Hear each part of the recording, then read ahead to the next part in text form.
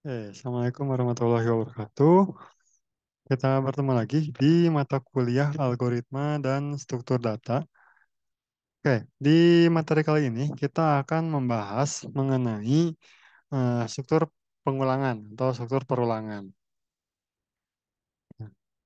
Ya, kita tahu sendiri bahwa yang namanya struktur utama algoritma itu ada tiga, dimulai dari struktur runtunan yang minggu lalu sudah kita bahas dan juga struktur persawangan. Nah, di minggu ini kita akan membahas mengenai struktur pengulangan atau looping atau iterasi. Apa itu struktur pengulangan? Struktur pengulangan disebut juga sebagai loop atau iterasi atau iteration. Nah, struktur pengulangan memungkinkan programmer untuk menginstruksikan komputer untuk melakukan satu atau banyak instruksi pernyataan secara berulang. Jadi, kalau kita mau melaksanakan atau memerintahkan komputer untuk melakukan sebuah instruksi secara berulang kali, kita menggunakan struktur perulangan. Nah, pengulangan yang dilakukan bisa berdasarkan ketercapaian kondisi pengulangan. Selama kondisi pengulangan masih tercapai, maka pengulangan akan terus dilakukan. Nah, yang kedua, berdasarkan urutan atau runtunan sekuens atau rangkaian.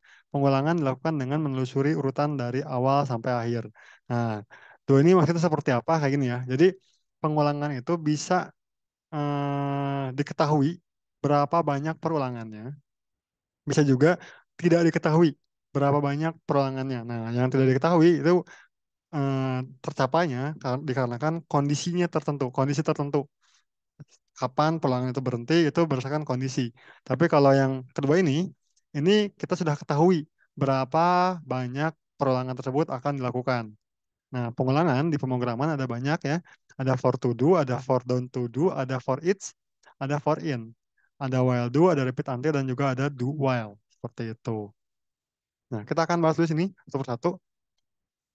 Nah, untuk algoritma, di sini ada berbagai cara untuk melakukan notasi pseudocode-nya atau menuliskan notasi pseudocode-nya. Ada for to do, ada for don't to do, ada while do, dan juga ada repeat until. Kalau di algoritma seperti itu. Nah, kita masuk dulu ke pengulangan for. Pengulangan for adalah pengulangan yang akan melakukan pengulangan berdasarkan nilai variabel counternya. Pengulangan for dipilih ketika banyaknya pengulangan telah dispesifikan atau diketahui. Tadi, kondisi yang kedua di mana pengulangannya itu sudah diketahui berapa banyak statement tersebut akan diulang atau diulangi. Nah, variabel counternya secara otomatis bertambah satu atau berkurang satu. Jadi kalau for to do itu akan bertambah satu, kalau for don't to do itu akan berkurang satu. Nah, sintak dasarnya seperti ini. Ada for, counter awal, counternya dengan awal, lalu sampai ke akhir. Loop statementnya ini yang akan dilakukan perulangannya, lalu and for. Nah, kemudian kalau untuk yang don't to do, ini counternya sama, for counter awal, don't to akhir, seperti itu. Lalu loop statementnya, lalu and for. Nah, di sini kita akan coba dulu nih, kita akan mencoba menspesifikasikan untuk perulangan satu sampai dengan 10. Nah, untuk for to do dan juga for don't to do. Nah, kita biar ketahuan perbedaannya di mana sih. Nah, menampilkan angka 1 sampai dengan 10. Oke, kita buat dulu nih notasi algoritmanya. Pertama kita buat dulu algoritma menampilkan atau angka 1 sampai dengan 10 misalnya. Nah, di sini ini terlalu besar ya. Nah, kita kecilkan saja biar nggak terlalu besar. Nah, initial state-nya di sini pengguna memasukkan nilai n-nya. Nah, di mana nilai n-nya itu jumlah perulangannya. Yang kita ketahui di sini kita asumsikan nilainya 10. Nah, final state-nya di sini program akan menampilkan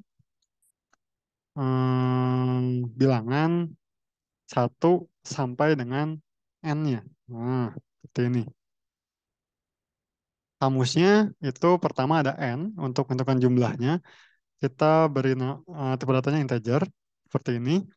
Kemudian selain n ada bilangan pencacah tadi untuk counternya di perulangannya. Berarti kita kasih aja i. Ini i itu biasanya dikenal dengan istilah increment. Nah, lalu kita masuk ke algoritma. Algoritma. Nah, kita inputkan n-nya. Yes. Maaf. Algoritma. Di sini kita masukkan input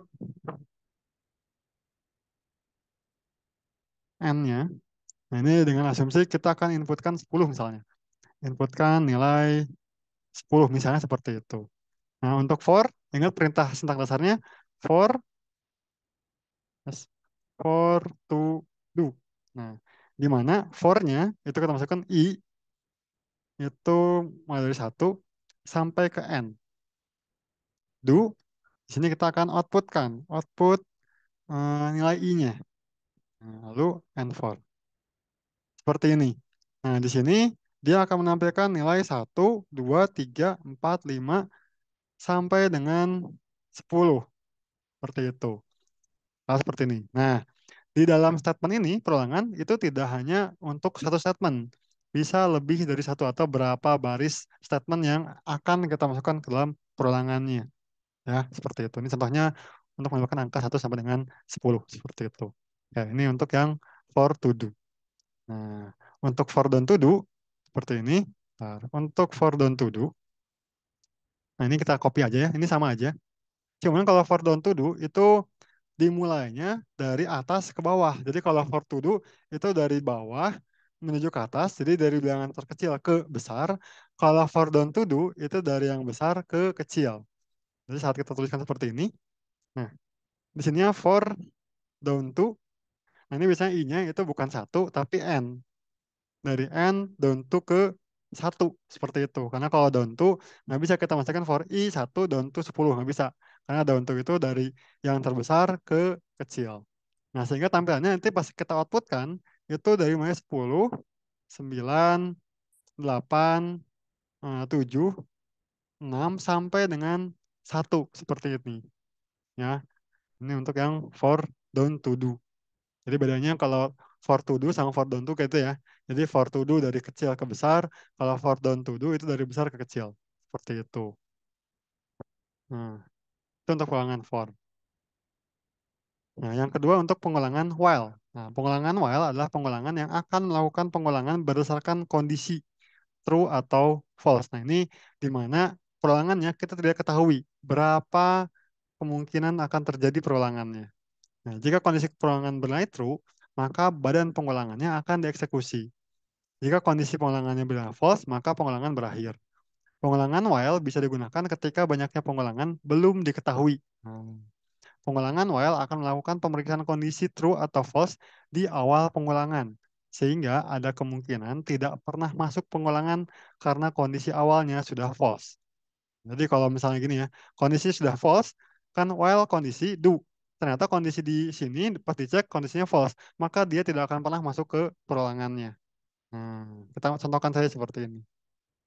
Nah, kita contohkan untuk while juga sama untuk menampilkan bilangan 1 sampai dengan 10.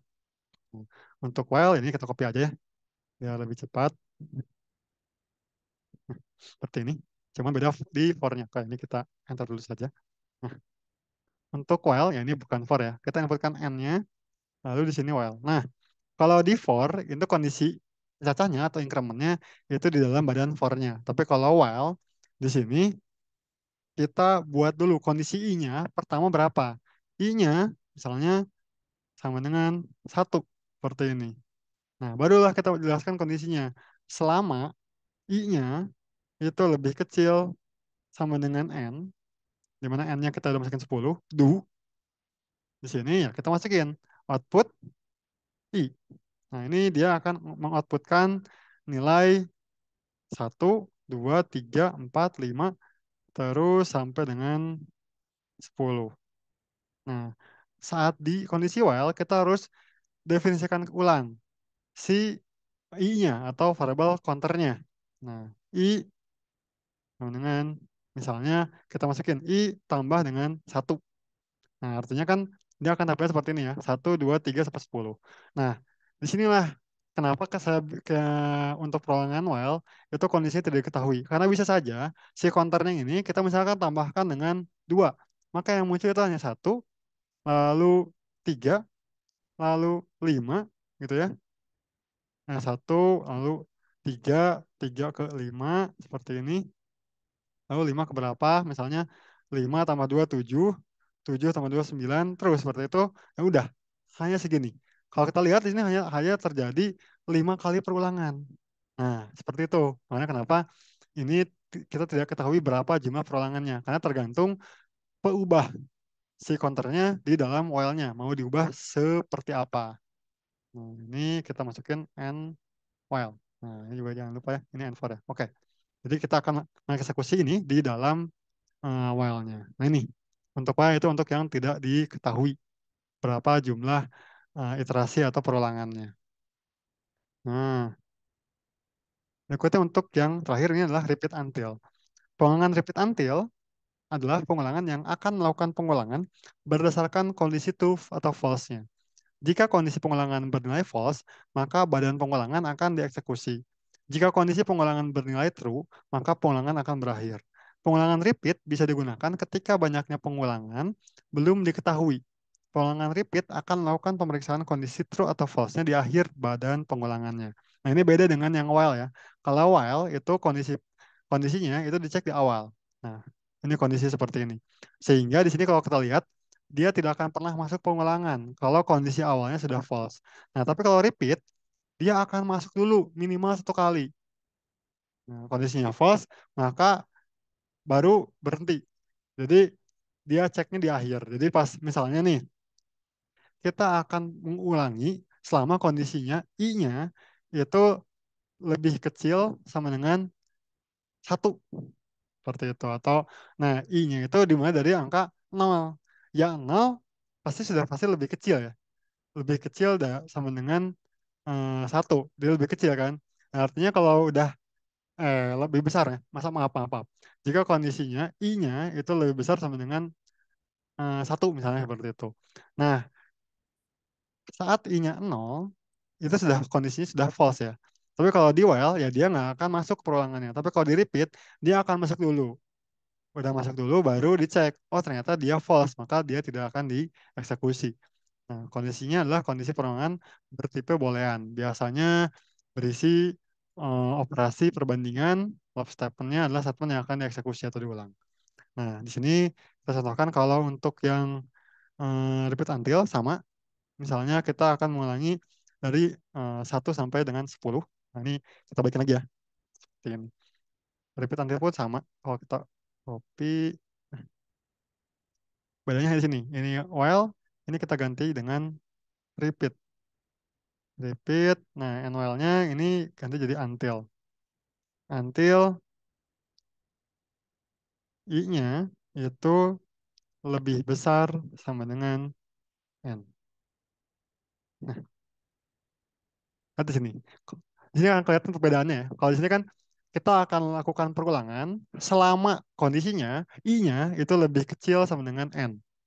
Dia akan lakukan perulangan. Tapi kalau di repeat until, kita menghentikannya kapan? Kita akan berhenti. Nah, repeat.